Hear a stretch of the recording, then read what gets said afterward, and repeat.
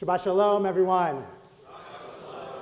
I want to share some thoughts this morning. I want to begin by offering a content warning and a trigger warning because I'm going to be talking about sexual violence. I want to preface that for those who may be uncomfortable with that this morning. The beginning of the Parsha, where we started our reading this morning, told the story of Dina, the only of Jacob's daughters that's mentioned in the Torah. Whether she's his only daughter, the text is unclear, but certainly the only one of enough significance to be named. And we're told that Dina goes out to check on the other Bivnot Haaretz, other daughters of the land. Vyar ota Shechem ben Hamor hachevi nesia aretz. And Shechem, this position of authority in the land, the son of Hamor, sees her. Vikach ota vishkav ota v'yaneh. Takes her and lays with her by force. The text is telling us that Shechem rapes Dina. And then the text gets even more complicated. V'Yaakov shama ki timeh et Dina vito. V'nav hayu et minehu b'sadeh v'cheresh Yaakov ad boam. And Jacob hears of what happens to his daughter. And because his sons are in the fields, he remains silent until they return. It's unclear to us what to make of his silence. Is it shock? Is it anger? Is it grief? We're not sure, but all we know is that the text tells us is that he is silent and then doesn't ever address his daughter, address those who assaulted his daughter, and only addresses his sons about this on his own deathbed. Immediately after Hamas's terror attack on October 7th, we began to read accounts of sexual violence against Israeli women, young adults at the Nova Music Festival who were raped en masse, many of them as they were being murdered. Mothers watching as their daughters were raped in their home. Video quickly circulated by Hamas on social media of 19-year-old Naama Levi paraded around Gaza, pulled and dragged by her hair as her pants were bloodied.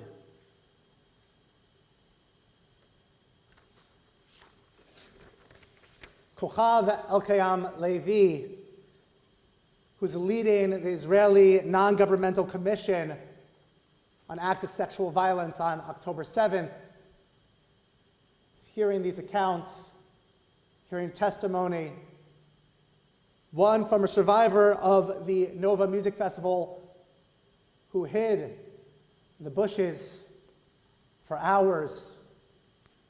She said, in silence, fearing her own safety, and watched the gang rape of her friends. And Physicians for Human Rights in Israel using these testimonies, these accounts, to present a position paper to the ICC to investigate this act of sexual terrorism as crimes against humanity. I'm sure for many in this sanctuary this morning, some of these stories are stories that we've already heard. Stories that we've read about,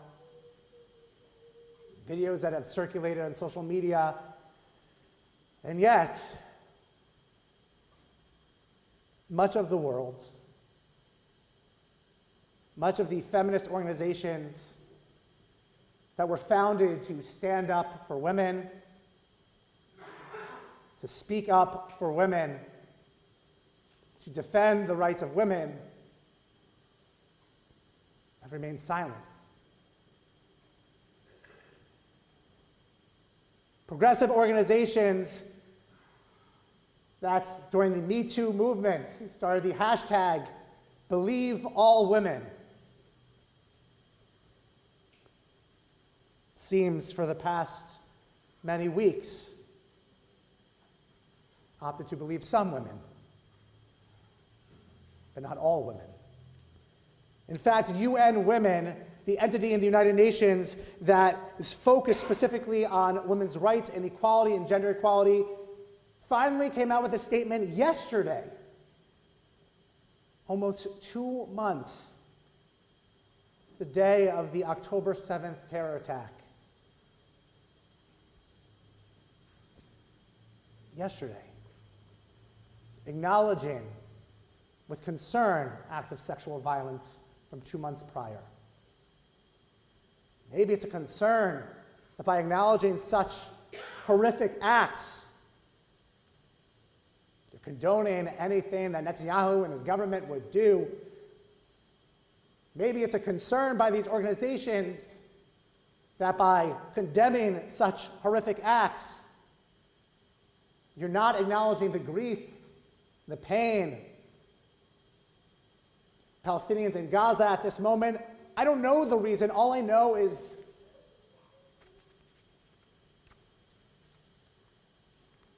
the silence and how it feels when those who have stood up and spoken up for women's rights have been silent or had been silent for so long in defense, in support,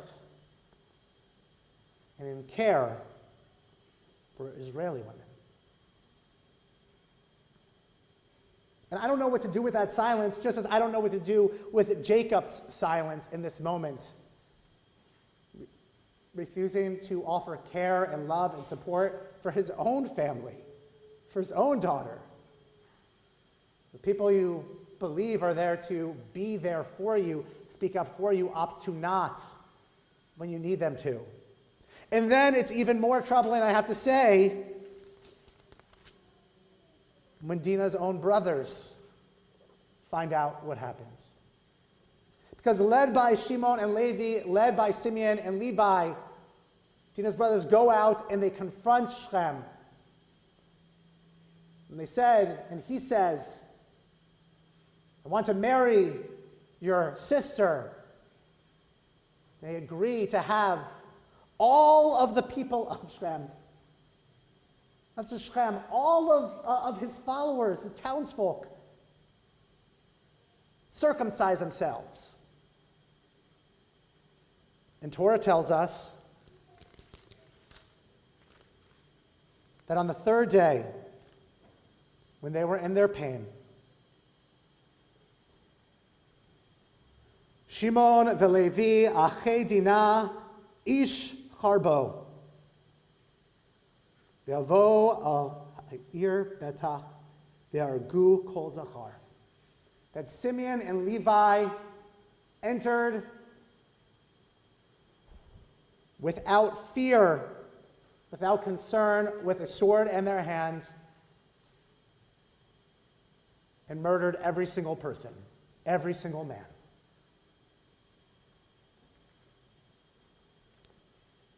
Jacob, on the one hand, was silent, didn't do anything to comfort Dina. Simeon and Levi, on the other hand, in their anger, took out the anger not on Shechem, not on he who was responsible for this act of assault and sexual violence, but on everyone. And so we're left wondering, what does our tradition tell us, teach us? First and foremost, I think it tells us that Jacob feels guilty about his silence. And we learn from that guilt that the acts of Simeon and Levi were wrong. On his own deathbed, as his sons approach to offer to receive blessings from Jacob, he doesn't bless Simeon and Levi. He curses them.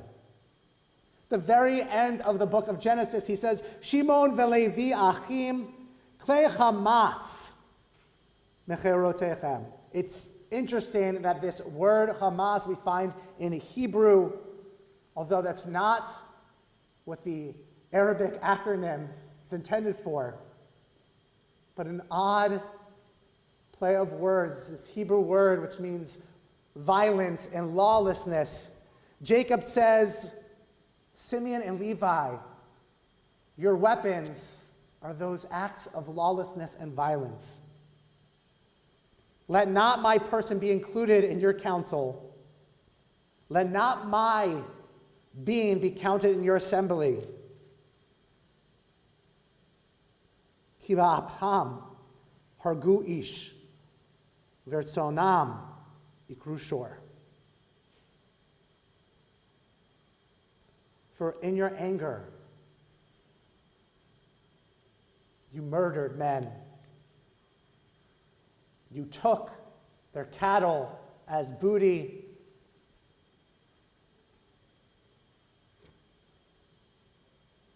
Jacob acknowledges he's at fault in his silence, but also acknowledges his sons were at fault for taking revenge on those who weren't at fault.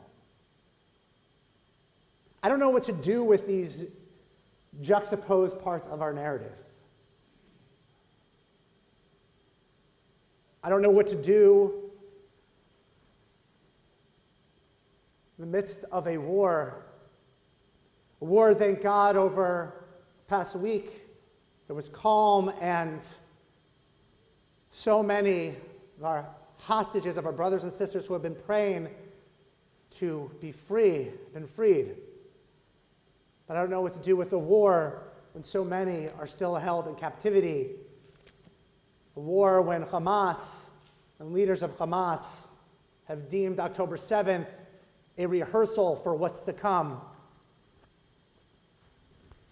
A war with a people, not the Palestinian people, but the leadership of Hamas, who vows to destroy Israel. And I don't know what to do and how to hold Shechem accountable without harming all those around Shechem. I also know that even when Israel tries to do so, Israel is blamed.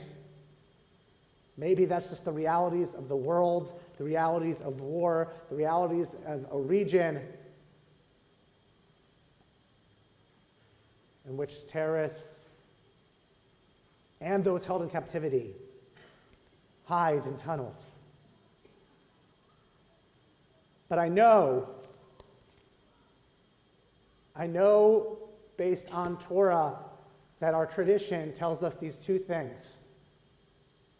It tells us that we cannot be silent when we hear such atrocities. The fact that the Israeli government has to show video that nobody should ever need to see or want to see to journalists so that women are believed. I know that we can't be silent. But I also know that we as a people need to continue to do our best in our anger, in our grief, to hold Hamas accountable and not be like Shimon and Levi, to use our anger and our grief to take it out on everyone. I don't know how to do that. I don't know how to get there.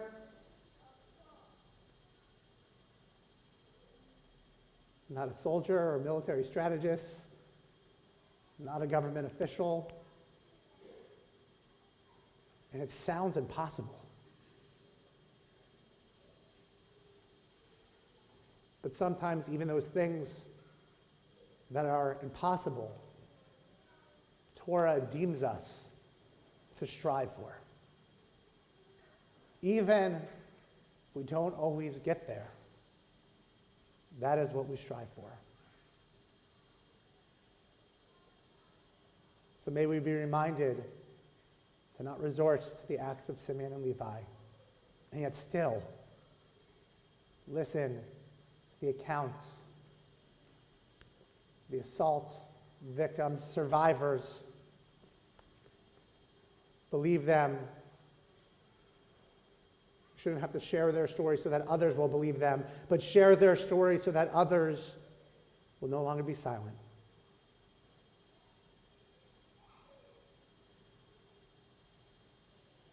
And when those who are responsible are held accountable,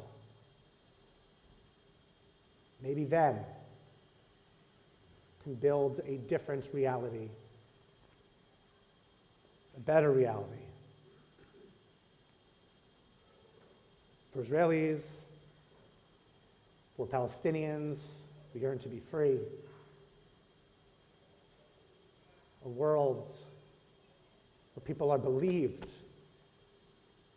for what happened to them and don't have to fear what may happen to them. Amen.